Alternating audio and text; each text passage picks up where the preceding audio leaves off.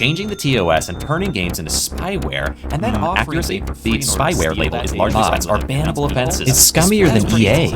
You guys. Okay, what is going on with Borderlands 2?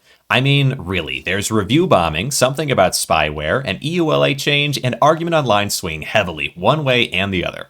As a consumer who wants to be excited to get this game, it feels pretty confusing. For anyone out there who remembers the Stop Killing Games initiative, this may also feel a bit familiar, but we'll get to that. So here's what I've been able to gather. The Borderlands series is published under 2K, who are themselves owned by Take-Two Initiative. Take-Two released the new terms of service for their games back in February, which seems to apply to Borderlands, GTA, Civilization, BioShock, Red Dead, and on and on. Reviews have hit none as hard as Borderlands, and all Borderlands games are tanking.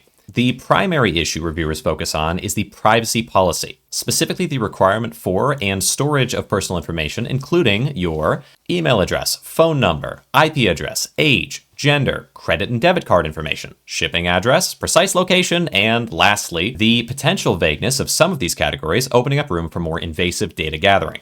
Which all sounds really quite bad, to put it lightly. So let's cover the flip side. There are arguments made about all this being industry standard. Companies like EA and Ubisoft collect all the same things, and even outside gaming, there are companies like Meta and Google. And I did read into Ubisoft and EA's privacy policies. They are more or less the same, collecting email addresses, bank details, and payment information. Now, I'd like to be clear that none of that was meant to be a defense or an attack particularly. I'm just laying out what I've seen. But here's where I'll go out on a limb and make my own point regarding the industry. From a consumer perspective, when you pay money for a thing, you own that thing.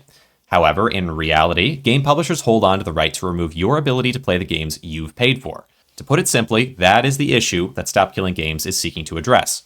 Another issue, however, is the fact that companies hold so many rights between simply taking away the game or leaving it up. I've always found it strange that updates effectively steal games from those who have paid for them. In some cases, games get changed so much through updates that they're no longer at all the same thing that they were before. And so, while you still have a thing, it might be something you're just completely disinterested in because it's not what you bought. That's the kicker to this sort of thing. Whether or not other companies are stealing your data should not justify a post-hoc change to the product you've already paid for. I'm well aware that the product paid for is a license to play, but that's the issue, the lack of a standard for game publishers to provide the thing they're advertising. A game, not just a license. That's why I'd like the Stop Killing Games initiative to do as well as it can. It's a great step in the right direction. I'll leave a link to the initiative website. I really do think it's important.